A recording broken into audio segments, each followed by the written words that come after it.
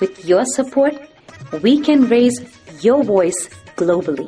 उन्होंने पगड़ी issue no बिल्कुल मतलब कि फ्रांस के राष्ट्रपति के सामने लेके आया ही नहीं है. With your support, we can address those issues that no other media talks about. जो हाल अकालियां ने बादल क्या ने इन्हां ने सिੱਖੀ ਦਾ ਤੇ ਬੇੜਾ ਗਰਕ ਕੀਤਾ ਹੈ. With your support, we can bring you breaking news from around the world. It's about consulting our allies and having a dialogue. These lessons, as I stated, was learned while working with our coalition partners. With your support, we can educate and inform everyone about who Sikhs are and connect our youth to Sikhi. And it's just, representative of a culture that's all about peace. Support your TV channel and help us take your voices to everyone around the world for every human rights issue. United Sikhs ਜਥੇਬੰਦੀ ਨੇ French ਅਤੇ European courts ਦੇ ਨਾਲ-ਨਾਲ United Nations Human Rights Committee ਦਾ ਦਰਵਾਜ਼ਾ ਵੀ ਖੜਕਾਇਆ. All of this is only possible with your generous donations. Continue your support to us and let's go further together. To donate today, please log on to our website www.tv84.tv and donate via PayPal on our website, or you can mail us your donations to TV84 36-01 37th Avenue, Long Island City, New York 11101.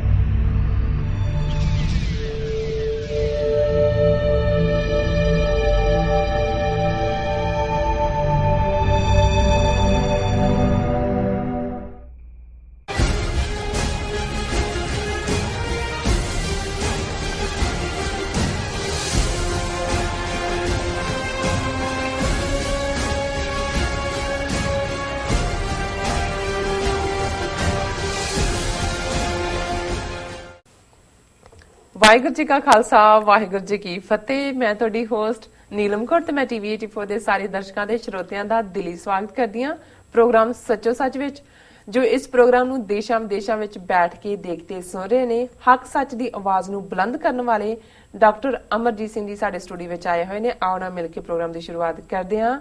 ਜੀ doctor ਸਾਹਿਬ, ਵਾਹਿਗੁਰੂ ਜੀ ਕਾ ਖਾਲਸਾ ਵਾਹਿਗੁਰੂ ਜੀ ਕੀ ਫਤਿਹ।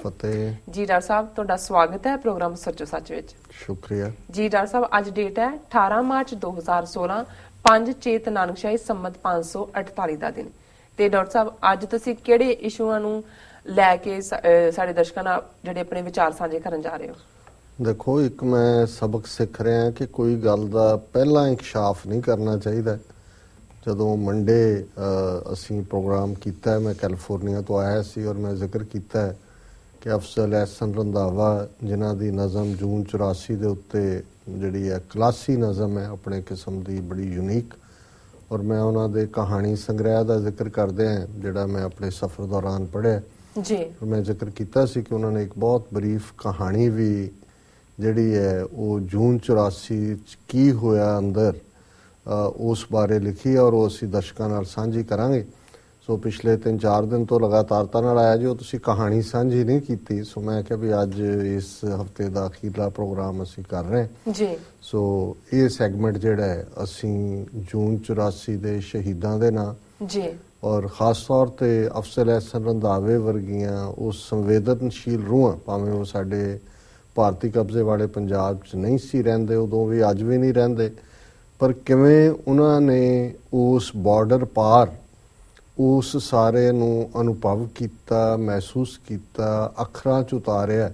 ਔਰ ਮੈਨੂੰ ਹੈਰਾਨੀ ਹੁੰਦੀ ਹੈ ਬਹੁਤ ਵਾਰ ਆਪਣੇ ਉਹਨਾਂ ਭਰਾਵਾਂ ਭੈਣਾਂ ਤੇ ਜਿਹੜੇ ਅੱਜ ਤੱਕ ਵੀ 30-32 ਸਾਲ ਬੀਤਣ ਬਾਅਦ ਵੀ ਅਜੇ ਉਸ ਦੌਰ ਨੂੰ ਜਿਹੜੇ ਉਹ ਇਹ ਸਮਝਦੇ ਨੇ ਕਿ ਇਹ ਟਾਲਿਆ ਜਾ ਸਕਦਾ ਸੀ, ਜੇ ਅੰਦਰ ਨਾ ਹੁੰਦਾ, ਬਾਹਰ ਨਾ ਹੁੰਦਾ, ਇਹ ਹੁੰਦਾ, ਉਹ ਹੁੰਦਾ ਜੀ। ਔਰ ਉਹਨਾਂ ਸਾਹਮਣੇ 72 ਘੰਟੇ ਕਿਉਂ ਜਿਹਾ ਸਰਕਾਰੀ ਜ਼ੁਲਮ ਹੋਇਆ, ਅੰਦਰ ਕਿਵੇਂ ਬਜ਼ੁਰਗ, ਬੱਚੇ, ਬੱਚੀਆਂ ਜਿਹੜੇ ਕਿ ਜੂਨ ਦੇ ਉਸ 3 ਜੂਨ ਨੂੰ ਜਦੋਂ ਕਿ 1984 ਚ ਗੁਰੂ ਅਰਜਨ ਸਾਹਿਬ ਦਾ ਸ਼ਹੀਦੀ ਦਿਨ ਸੀ, ਉਹ ਮਨਾਉਣ ਦੇ ਲਈ ਆਏ ਸਨ ਜੀ।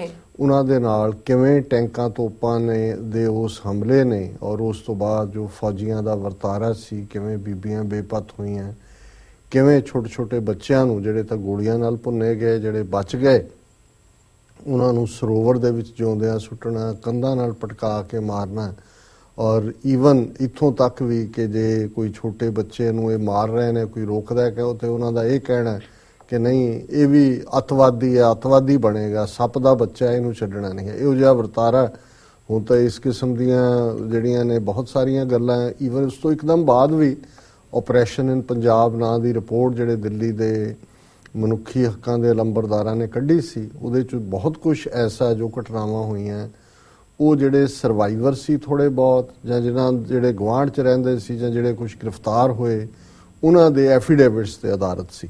ਪਰ ਇਹ ਪੁਸਤਕ ਦੇ ਵਿੱਚ ਜਿਹੜੀ ਕਿ ਛਪੀ ਤਾਂ ਕੁਝ ਸਾਲ ਪਹਿਲਾਂ ਦੀ ਹੋਈ ਹੈ, ਪਰ ਮੈਨੂੰ ਹੁਣੇ ਹੀ ਪੜ੍ਹਨ ਦਾ ਮੌਕਾ ਮਿਲਿਆ। ਇਹਦੇ 'ਚ ਡਿਫਰੈਂਟ ਕਹਾਣੀਆਂ ਨੇ ਔਰ ਇਸ ਕਿਤਾਬ ਦਾ ਨਾਂ ਉਹਨਾਂ ਨੇ ਮੁੰਨਾ ਕੋ ਲਾਹੌਰ, ਔਰ ਮੈਂ ਦੇਖਦਾ ਵੀ ਈਵਨ ਸਪੈਲਿੰਗ ਵਾਈਜ਼ ਵੀ ਅਸੀਂ ਜਦੋਂ ਕਵਾਂਗੇ ਤਾਂ ਲਾਹੌਰ ਕਵਾਂਗੇ ਤੇ ਫਿਰ ਮੈਨੂੰ ਖਿਆਲ ਆਇਆ ਕਿ ਵੀ ਜਿਹੜੇ ਉੱਥੋਂ ਵਾਲੇ ਨੇ ਉਹ ਤਾਂ ਜਾਂ ਪੰਜਾਬੀ ਦਾ ਕਹਿੰਦੇ ਹੀ ਲਾਹੌਰ ਸੀ, ਕਿੱਥੋਂ ਆਏ, ਲਾਹੌਰੋਂ ਆਏ ਨਹੀਂ, ਜਾਂ ਜਿਹੜੇ ਉੱਥੋਂ ਆ ਕੇ ਵਸੇ ਉਹਨਾਂ ਨੂੰ ਇੱਧਰ ਕਹਿਣਗੇ ਲਾਹੌਰੀਏ ਨੇ, ਕੋਈ ਲਾਹੌਰੀਏ ਨਹੀਂ ਕਹਿੰਦੇ। ਸੋ ਪੰਜਾਬੀ 'ਚ ਉਹਨਾਂ ਨੇ ਲਾਹੌਰ ਲਿਖਿਆ ਤੇ ਮੁੰਨਾ ਕੋ ਲਾਹੌਰ ਵੀ ਮੈਨੂੰ ਲੱਗਿਆ ਕਿ ਵੀ ਇਹ ਪਹਿਲਾਂ ਸਮਝਣ, ਫਿਰ ਮੈਨੂੰ ਖਿਆਲ ਆਇਆ ਕਿ ਵੀ ਕਈ ਵਾਰ ਇਹ ਘਰਾਂ ਦੇ ਵਿੱਚ ਖਾਸ ਤੌਰ ਤੇ ਜਿਹੜੇ ਲਹਿੰਦੇ ਪੰਜਾਬ ਦੀ ਟਰਮੀਨੋਲੋਜੀ ਦੇ ਵਿੱਚ ਹੁੰਦਾ ਸੀ ਕਿ 3 ਰੋਟੀਆਂ ਇੱਕੋ ਵੇਲੇ ਨਹੀਂ ਸੀ ਰੱਖਦੇ, ਜਾਂ 2 ਜਾਂ 4 ਪਤਾ ਨਹੀਂ 3 ਕਾਣੇ ਹੁੰਦੇ ਨੇ, ਇਹੀ ਤੁਰਿਆ ਰਿਹਾ। ਕਈ ਕਹਾਣੀਆਂ ਇਹਦੇ ਨਾਲ ਜੁੜੀਆਂ, 3 ਦੋਸਤ, ਕਿਉਂਕਿ ਕੰਸਪੀਰੇਸੀ ਦੀ ਥਾਂ ਹੁੰਦੀ ਹੈ ਜਿਹਦੇ 'ਚ ਕਈ ਵਾਰੀ ਜਿਸ ਬਿਜ਼ਨਸ 3 ਪਾਰਟਨਰ ਹੋਣ ਉਹਦਾ ਵੀ ਬੜੀ ਜਲਦੀ ਜਿਹੜਾ ਉਹ ਗਿਰਾਵਟ ਵੱਲ ਜਾਂਦਾ, ਕਿਉਂਕਿ 3 'ਚੋਂ 2 ਇੱਕ ਪਾਸੇ ਹੋ ਜਾਂਦੇ ਨੇ, ਕੰਸਪਾਇਰ ਕਰਦੇ ਨੇ ਤੀਜੇ ਦੇ ਖਿਲਾਫ ਜੀ। ਤੇ ਉਦੋਂ ਇਹ ਹੁੰਦਾ ਸੀ, ਔਰ ਮੈਂ ਬਚਪਨ ਦੀਆਂ ਕੁਝ ਚੀਜ਼ਾਂ ਤੁਹਾਡੇ ਕੰਨਾਂ 'ਚ ਹੁੰਦੀਆਂ ਨੇ, ਤੇ ਉਹ ਜਦੋਂ ਜੇ ਕਿਸੇ ਕਦੇ 3 ਰੱਖਣੇ ਵੀ ਪੈਣ ਜਾਂ ਰੱਖ ਵੀ ਦਿੱਤੀਆਂ ਤੇ ਉਹਦੇ ਨਾਲ ਛੋਟੀ ਜਿਹੀ ਤੋੜ ਦਿੰਦੇ ਸੀ ਬੁਰਕੀ ਉਸ ਨਾਲੋਂ, ਰੋਟੀ ਨਾਲੋਂ, ਤੇ ਉਹਨੂੰ ਕਹਿੰਦੇ ਮੁੰਨੀ ਕਰਕੇ ਦੇ। ਜੇ ਕੋਈ ਨੂੰ ਰੱਖਣ ਵੀ ਲੱਗੇ ਤਾਂ ਸਾਸੀ ਕਹਿੰਦੇ ਸੀ ਇਹ ਮੁੰਨੀ ਕਰਕੇ ਦੇ। ਸੋ ਬਾਅਦ ਮੈਂ ਜਦੋਂ ਇਹ ਦੇਖਿਆ ਮੈਂ ਕਿਹਾ ਮੁੰਨਾ ਕੋ ਵੀ ਜਿਹੜਾ ਕੋਹ ਤੋਂ ਥੋੜਾ ਘੱਟ ਹੈ। ਤੁਹਾਨੂੰ ਮੈਂ ਪੁੱਛਿਆ, ਤੁਸੀਂ ਕਿਹਾ ਜਿਹੜੇ ਕੱਪ ਪੂਰਾ ਨਾ ਭਰਿਆ ਹੋਏ। ਸੋ ਜ਼ਾਹਰ ਹੈ ਕਿ ਇਹ ਲਹਿੰਦੇ ਪੰਜਾਬ ਦੇ ਵਿੱਚ, ਔਰ ਉਹਨਾਂ ਨੇ ਵੀ ਇਸ ਕਿਤਾਬ ਨੂੰ ਨਾਂ ਦੇਣ ਤੋਂ ਪਹਿਲਾਂ ਲਹਿੰਦੇ ਪੰਜਾਬ ਦੀ ਇੱਕ ਬੋਲੀ ਨੂੰ ਕੋਟ ਕੀਤਾ ਹੈ ਕਿ ਬੰਨੇ ਭਾਰ ਮੁਸਾਫਰਾਂ ਮੁੰਨਾ ਕੋ ਲਾਹੌਰ। ਸੋ ਜ਼ਾਹਰ ਹੈ ਕਿ ਵੀ ਜਿਹੜੇ ਤੁਰੇ ਹੋਣਗੇ ਲਾਹੌਰ ਵੱਲ, ਕਹਿੰਦੇ ਹੋਣੇ ਬਸ ਪਹੁੰਚ ਜਾਓ ਸ਼ੇਰੋ, ਤੁਰੇ ਰਹੋ, ਬਸ ਮੁੰਨਾ ਕੋ ਰਹਿ ਗਿਆ। ਮਤਲਬ ਹੁਣ ਕੋ ਵੀ ਨਹੀਂ ਹੈ, ਕਿਉਂਕਿ ਕੋ ਮੀਲ ਤੋਂ ਥੋੜਾ ਜਿਹਾ ਵੱਡਾ ਹੁੰਦਾ ਹੈ। ਪਹਿਲੀ ਜਿਹੜੀ ਕੈਲਕੂਲੇਸ਼ਨ ਸੀ ਕੋਹਾਂ ਦੇ ਲਿਹਾਜ਼ ਨਾਲ ਸੀ। ਸੋ ਚਲੋ ਅਸੀਂ ਆਪਣੀ ਗੱਲ ਵੱਲ ਆਈ, ਔਰ ਇਹਦੇ 'ਚ ਉਹਨਾਂ ਨੇ ਇੱਕ ਦਰਦ ਦਾ ਮਿੱਟੀ ਰੰਗ, ਇਹ ਉਸ ਦਾ ਸਿਰਲੇਖ ਹੈ, ਔਰ ਉਹਦੇ 'ਚ ਉਹਨਾਂ ਨੇ 3 ਜਿਹੜੀਆਂ ਕਹਾਣੀਆਂ ਨੇ ਜਿਹੜੀਆਂ ਬੱਚਿਆਂ ਨੂੰ ਹੀ ਸਮਰਪਿਤ ਨੇ, ਔਰ ਉਹਦੇ 'ਚ ਉਹਨਾਂ ਨੇ ਇਸ ਦੇ ਮੁੱਢਲੇ ਸ਼ਬਦਾਂ 'ਚ ਲਿਖਿਆ, ਚੜ੍ਹਦੇ ਪੰਜਾਬ ਵਿੱਚ ਫੌਜ ਦੀਆਂ ਗੋਲੀਆਂ ਨਾਲ ਸ਼ਹੀਦ ਹੋਣ ਵਾਲੇ ਬਾਲ, ਇਥੋਪੀਆ ਵਿੱਚ ਭੁੱਖ ਨਾਲ ਮਰਨ ਵਾਲੇ ਬਾਲ, ਤੇ ਲਹਿੰਦੇ ਪੰਜਾਬ ਵਿੱਚ ਆਪਣੇ ਪਿਓ ਹੱਥੋਂ ਹਲਾਲ ਹੋਣ ਵਾਲੇ ਬਾਲ ਦੇ ਨਾਂ। ਸੋ ਇਹ ਤਿੰਨੋਂ ਹੀ ਬੱਚੇ ਜਿਹੜੇ ਬੇਕਸੂਰ ਨੇ ਲੇਕਿਨ ਹਿੰਸਾ ਦਾ ਸ਼ਿਕਾਰ ਨੇ। ਸੋ ਉਹਦੇ 'ਚ ਉਹਨਾਂ ਨੇ ਜਿਹੜਾ ਕਹਾਣੀ ਦਾ ਸੰਬੰਧ ਜੂਨ 84 ਦੇ ਨਾਲ ਹੈ ਜੀ। ਉਸ ਬਾਲ ਨੂੰ ਪਹਿਲਾਂ ਉਹਨਾਂ ਨੇ ਜਿਹੜਾ ਉਸ ਦੁਨੀਆ ਦੇ ਵਿੱਚ ਜਿਹੜੀ ਨਿਰੰਕਾਰ ਦੀ ਦੁਨੀਆ, ਜਿੱਥੇ ਨਿਰੰਕਾਰ ਦੀ ਗੋਦ ਹੈ, ਕਿਸੇ ਚੀਜ਼ ਦੀ ਕੋਈ ਭੁੱਖ ਪਿਆਸ ਨਹੀਂ ਹੈ, ਉੱਥੋਂ ਉਸ ਥੀਮ ਨੂੰ ਪਿਕ ਕਰਕੇ ਫਿਰ ਉਹ ਜੂਨ 84 ਦੀ ਉਸ ਰਾਤ ਵੱਲ ਆਏ, ਔਰ ਉਹਨਾਂ ਨੇ ਕਿਹਾ ਮੈਂ ਇੱਕ ਬਾਲ ਹਾਂ। ਹੁਣ ਬਾਲਕ ਜਿਹੜਾ ਉਹ ਕੁੱਛੜ ਚੁੱਕਿਆ ਬੱਚਾ ਹੈ ਜਿਸ ਦੀ ਕਹਾਣੀ ਹੈ। ਮੈਂ ਇੱਕ ਬਾਲ ਹਾਂ ਜਿਸ ਨੂੰ ਲਿਖਣਾ ਨਹੀਂ ਆਉਂਦਾ, ਜਿਸ ਨੂੰ ਲਿਖਣ ਦੀ ਲੋੜ ਵੀ ਨਹੀਂ। ਇੱਥੇ ਕਲਮ, ਦੁਆਤ, ਫੱਟੀ, ਕਾਗਜ਼ ਪੈਨਸਲ ਕੁਝ ਵੀ ਨਹੀਂ। ਇੱਥੇ ਹਰ ਸ਼ੈ, ਹਰ ਮੰਗ, ਹਰ ਸੱਧਰ, ਹਰ ਚਾਹਤ, ਹਰ ਲੋੜ ਆਪਣੇ ਆਪ ਪੂਰੀ ਹੁੰਦੀ ਏ। ਮੰਗਣਾ ਕੁਝ ਵੀ ਨਹੀਂ ਪੈਂਦਾ, ਲੱਭਣਾ ਕੁਝ ਵੀ ਨਹੀਂ ਪੈਂਦਾ। ਥੋੜ ਕਿਸੇ ਵੀ ਸ਼ੈ ਦੀ ਨਹੀਂ, ਹਰ ਸ਼ੈ ਆਪਣੇ ਆਪ ਕੋਲ ਆ ਜਾਂਦੀ ਏ। ਹਰ ਕੋਈ ਰੱਜਿਆ ਤੇ ਸੁਖੀ ਏ। ਇਸ ਲਈ ਮੈਨੂੰ ਲਿਖਣਾ ਨਹੀਂ ਆਉਂਦਾ। ਉਂਝ ਵੀ ਇੱਥੇ ਮੈਂ ਉਹਦੇ ਕੋਲ ਐ ਜਿਹਦੇ ਬਾਰੇ ਆਖਿਆ ਜਾਂਦਾ ਏ ਭਈ ਉਹ ਬਾਲਾਂ ਦਾ ਯਾਰ ਏ ਤੇ ਨੀਲੇ ਚਮਕੀਲੇ ਅਸਮਾਨ ਉੱਤੇ ਰਹਿੰਦਾ ਏ। ਇਹ ਹੁਣ ਬੜੇ ਢੁਕਵੇਂ ਸ਼ਬਦਾਂ 'ਚ ਜਿਹੜੀ ਹੈ ਉਸ ਦੁਨੀਆ ਨੂੰ, ਜਿਹੜੀ ਅਦਿੱਖ ਦੁਨੀਆ ਹੈ, ਬਿਆਨ ਹੈ। ਹੁਣ ਉਹਨਾਂ ਨੇ ਉਸ ਵਾਕਿਆ ਨੂੰ ਟੱਚ ਕੀਤਾ। ਮੈਂ ਨਵੇਂ ਲੀੜੇ ਪਾ ਕੇ ਆਪਣੇ ਜੂੜੇ ਉੱਤੇ ਲਾਲ ਰੇਸ਼ਮੀ ਰੁਮਾਲ ਬੰਨ੍ਹ ਕੇ ਆਪਣੇ ਭਾਈਏ, ਬੇਬੇ ਤੇ ਭੈਣ ਭਰਾਵਾਂ ਨਾਲ ਮੱਥਾ ਟੇਕਣ ਤੇ ਮੱਸਿਆ ਨਹਾਉਣ ਆਇਆ ਸਾਂ। ਗੁਰੂਆਂ ਦੇ ਘਰ ਵਿੱਚ ਅਸਾਂ ਆਨੰਦ ਮਾਣੇ। ਮੇਰੇ ਬਾਪੂ ਮੈਨੂੰ ਕੁੱਛੜ ਚੁੱਕ ਕੇ ਆਪ ਵੱਡੇ ਤਲਾਬ ਵਿੱਚ ਨਹਾਇਆ, ਜਿਹਦੇ ਵਿੱਚ ਨਹਾਉਣ ਵਾਲੇ ਦੇ ਸਾਰੇ ਰੋਗ ਕੱਟੇ ਜਾਂਦੇ ਨੇ। ਫੇਰ ਵਾਰੋ-ਵਾਰ ਮੇਰੇ ਸਾਰੇ ਭੈਣ ਭਰਾ ਵੀ ਨਹਾਤੇ।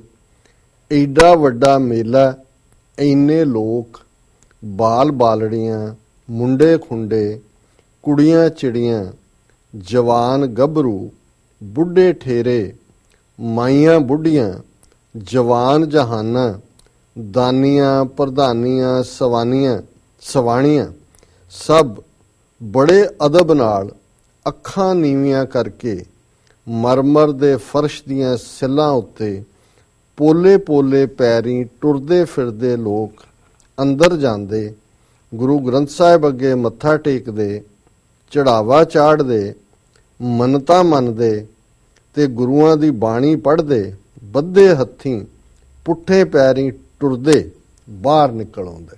ਹੁਣ ਇਹ ਤੁਸੀਂ ਜਦੋਂ ਸ਼ਬਦ ਚੋਣ ਔਰ ਜਿਹੜਾ ਅਦਬ ਅਦਾਬ, ਹੁਣ ਤਾਂ ਅਸੀਂ ਮੱਥਾ ਟੇਕ ਕੇ ਇੱਕਦਮ ਯੂ ਟਰਨ ਮਾਰ ਕੇ ਮੁੜਦੇ, ਨਹੀਂ ਤਾਂ ਹੁੰਦਾ ਇਹੀ ਸੀ ਕਿ ਜਿਹੜਾ ਮੱਥਾ ਟੇਕਣ ਗਿਆ ਉਹ ਪੁੱਠੇ ਪੈਰੀ ਇਸ ਲਈ ਤੁਰਦਾ ਸੀ ਕਿ ਮੇਰੀ ਪਿੱਠ ਗੁਰੂ ਗ੍ਰੰਥ ਸਾਹਿਬ ਵੱਲ ਨਾ ਹੋਏ।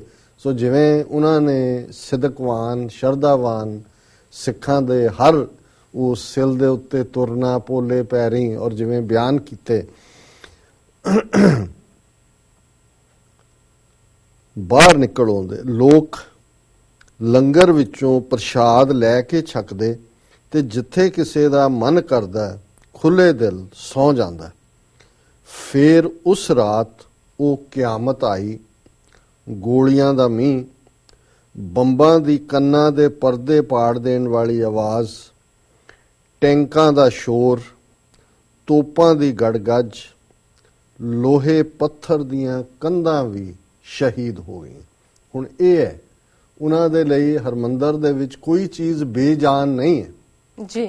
ਜੇ ਕੰਧ ਹੈ ਤੇ ਕੰਧ 'ਚ ਗੋਲਾ ਵੱਜਦਾ ਤੇ ਕੰਧ ਵੀ ਸ਼ਹੀਦ ਹੈ, ਕੰਧ ਢੱਠੀ ਨਹੀਂ ਹੈ, ਉਹ ਵੀ ਸ਼ਹੀਦ ਹੈ, ਕਿਉਂਕਿ ਉੱਥੇ ਜ਼ਿੰਦਗੀ ਧੜਕਦੀ ਹੈ, ਜ਼ਿੰਦਗੀ ਰੁਮਕਦੀ ਹੈ। ਔਰ ਮੈਨੂੰ ਯਾਦ ਹੈ ਕਿ ਇੰਗਲੈਂਡ ਦੇ ਕਿਸੇ ਬੜੇ ਫੇਮਸ ਬੰਦੇ ਨੇ ਜਿਹੜਾ ਸਾਰੀ ਜ਼ਿੰਦਗੀ ਦੀ ਚਾਹਨਾ ਸੀ ਕਿ ਉਹ ਤਾਜ ਮਹਿਲ ਵੀ ਦੇਖੇ। ਫਿਰ ਉਹ ਤਾਜ ਮਹਿਲ ਤੋਂ ਬਾਅਦ ਉਹਨੂੰ ਕਿਸੇ ਨੇ ਕਿਹਾ ਕਿ ਦਰਬਾਰ ਸਾਹਿਬ ਵੀ ਉਹ ਆਇਆ, ਔਰ ਉਹਨੇ ਆਪਣਾ ਫਿਰ ਐਕਸਪੀਰੀਅੰਸ, ਉਹਨੇ ਕਿਹਾ ਵੀ ਤਾਜ ਮਹਿਲ ਇੱਕ ਮੁਰਦਾ ਸਮਾਰਕ ਹੈ, ਇੱਕ ਮੁਰਦੇ ਹਾਣ ਛਾਈ ਹੋਈ ਹੈ।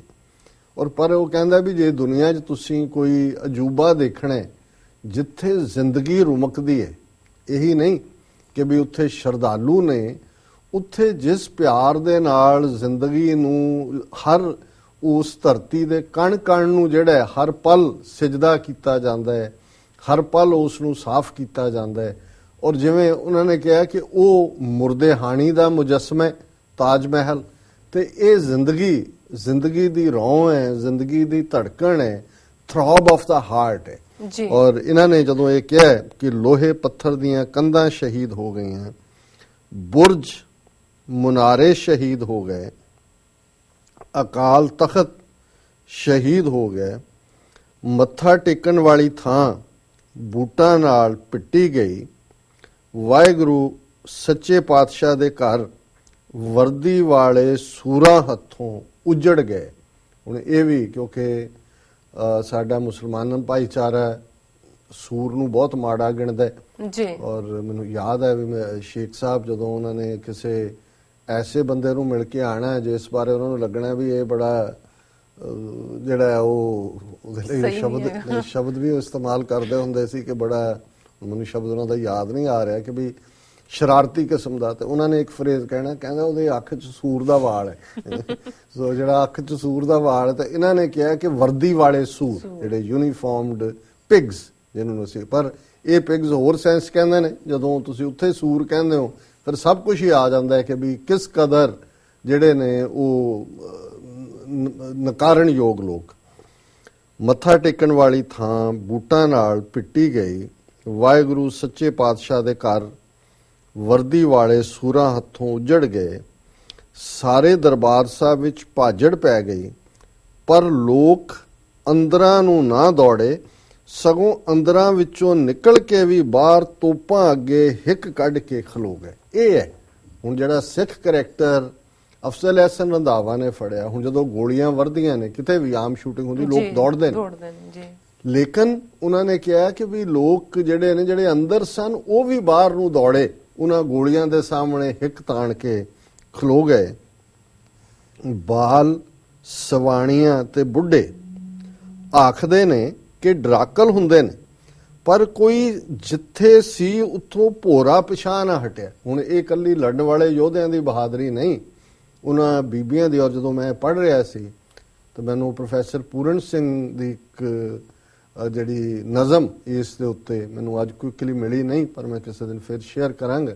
ਔਰ ਉਹਦੇ 'ਚ ਵੀ ਇਹੀ ਕਹਾ, ਸ਼ਾਇਦ ਇਹ ਜਿਹੜੀ ਜਦੋਂ ਅਸੀਂ ਇੱਕ ਪੂਰਾ ਯੁੱਗ ਬੀਤ ਜਾਂਦਾ ਹੈ ਔਰ ਉਹਦੇ 'ਚ ਆਉਂਦਾ ਹੈ ਕਿ ਇੱਕ ਬੀਬੀ ਜਿਹਦੇ ਕੁਛੜ ਛੋਟਾ ਜਿਹਾ ਬੱਚਾ ਹੈ ਕੁਛ ਮਹੀਨਿਆਂ ਦਾ, ਉਹ ਦਰਬਾਰ ਸਾਹਿਬ ਵੱਲ ਜਾਣ ਲੱਗੀ ਤੇ ਉਸ ਨੂੰ ਕਿਸੇ ਨੇ ਰੋਕਿਆ, ਸਿਪਾਹੀ ਨੇ। ਉਹਨੇ ਕਿਹਾ ਕਿ ਤੈਨੂੰ ਨਹੀਂ ਪਤਾ ਕਿ ਅੰਦਰ ਤਾਂ ਪਹਿਰੇ ਨੇ ਸਖਤ, ਅੰਦਰ ਕੋਈ ਜਾ ਨਹੀਂ ਸਕਦਾ ਸਿੱਖ, ਤੂੰ ਮਾਰੀ ਜਾਏਗੀ, ਤੇਰਾ ਤਾਂ ਉਹਨੇ ਕਿਹਾ ਵੀ ਮੇਰੇ ਤੋਂ ਖੁਸ਼ਕਿਸਮਤ ਮਾਂ ਕੌਣ ਹੋਏਗੀ ਜੇ ਮੈਨੂੰ ਔਰ ਮੇਰੇ ਬੱਚੇ ਨੂੰ ਹਰਮੰਦਰ ਸਾਹਿਬ ਦੇ ਅੰਦਰ ਸ਼ਹੀਦੀ ਮਿਲੇ।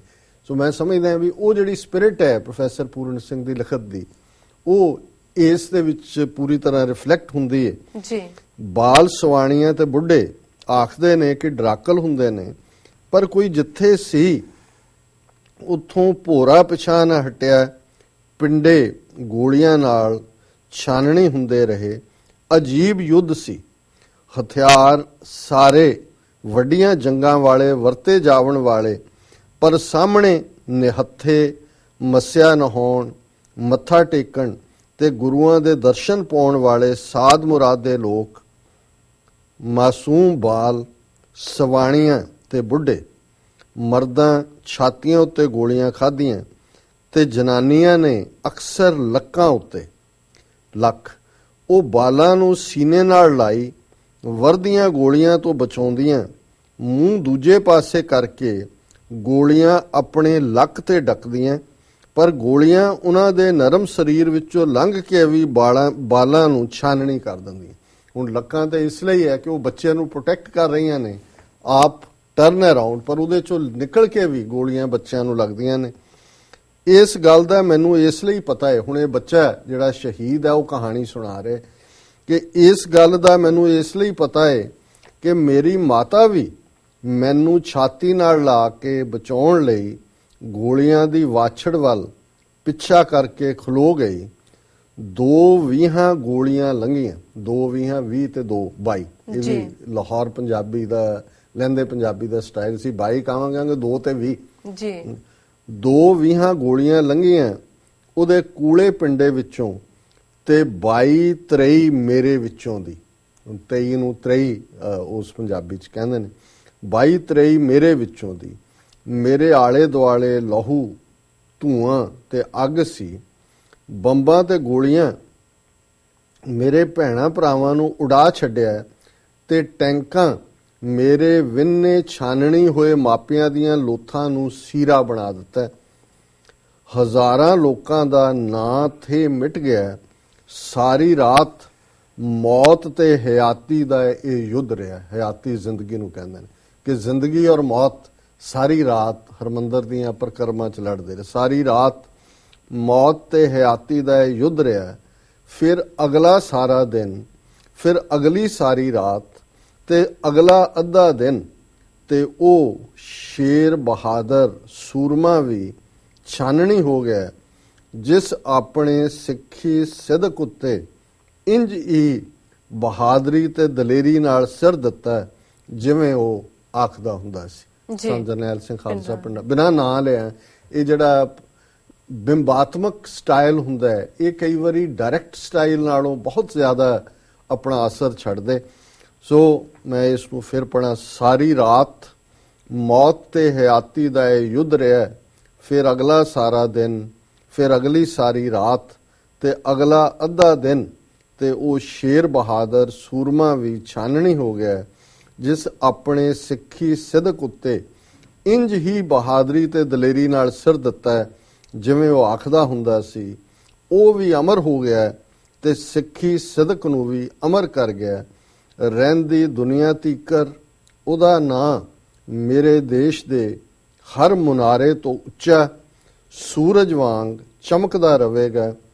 ਕਈ ਰਾਤਾਂ ਹਨੇਰਿਆਂ ਵਿੱਚ ਸ਼ਹੀਦਾਂ ਦੀਆਂ ਲੋਥਾਂ ਟਰੱਕਾਂ ਵਿੱਚ ਭਰ ਭਰ ਕੇ, ਟੈਂਕਾਂ ਦੇ ਪਹਿਰਿਆਂ ਵਿੱਚ ਸ਼ਹਿਰੋਂ ਬਾਹਰ ਲਿਜਾ ਕੇ, ਥੱਲੇ ਉੱਤੇ ਸੁੱਟ ਕੇ, ਤੇਲ ਪਾ ਕੇ ਫੂਕੀਆਂ ਜਾਂਦੀਆਂ ਰਹੀਆਂ। ਕਿਹੜਾ ਘਰ ਹੈ ਪੰਜਾਬ ਵਿੱਚ ਜਿਹਦੇ ਅੱਧੇ ਜੀ ਉਹਨਾਂ ਹਨੇਰੀਆਂ ਰਾਤਾਂ ਵਿੱਚ ਉਸ ਸੁਨਹਿਰੇ ਕਲਸਾਂ ਵਾਲੇ ਦਰਬਾਰ ਸਾਹਿਬ ਵਿੱਚ ਨਹੀਂ ਗੁਆਚ ਗਏ? ਕਿਹੜੀ ਜੰਗ ਹੈ ਦੁਨੀਆ ਵਿੱਚ ਹੋਈ ਜਿਹਦੇ ਵਿੱਚ ਇੰਨੇ ਬਾਲ ਇਆਣੇ, ਸਵਾਣੀਆਂ, ਬੁੱਢੇ, ਕੁੜੀਆਂ ਚਿੜੀਆਂ ਏਡੀ ਪਵਿੱਤਰ ਥਾਂ ਉੱਤੇ ਇੰਜ ਖਾਲੀ ਹੱਥੀਂ ਬੇਦੋਸ਼ੇ ਨਾ ਹੱਕ ਮਾਰੇ ਗਏ ਨੇ? ਕਦੋਂ 500 ਵਰਿਆਂ ਵਿੱਚ ਉਹ ਪਵਿੱਤਰ ਤਲਾਅ ਇੰਜ ਇਨਸਾਨੀ ਰੱਤ ਨਾਲ ਭਰੇ ਸਨ ਕਦੇ? ਸੋ ਮੈਂ ਸਮਝਦਾ ਵੀ ਇਹ ਇੰਨੀ ਆਫ ਕੋਰਸ ਕਰੁਣਾ ਨਾਲ ਭਰੀ ਹੋਈ ਹੈ, ਪਰ ਇਹ ਨੇ ਜਦੋਂ ਤੁਸੀਂ ਇਤਿਹਾਸ ਭਵਿੱਖ ਦੇ ਵਿੱਚ ਦੇਖਦੇ ਹੋ, ਇਸ ਕਿਸਮ ਦਾ ਇੱਕ ਪੀਸ, ਔਰ ਉਹਨਾਂ ਦੀ ਜਿਹੜੀ ਨਜ਼ਮ ਵੀ ਸੀ ਉਸੇ ਤੇ ਹੀ ਮੇਰੇ ਬੁਰਜ ਮਨਾਰੇ ਢਾਹ ਦਿੱਤੇ, ਢਾਹ ਦਿੱਤਾ ਤਖਤ ਅਕਾਲ।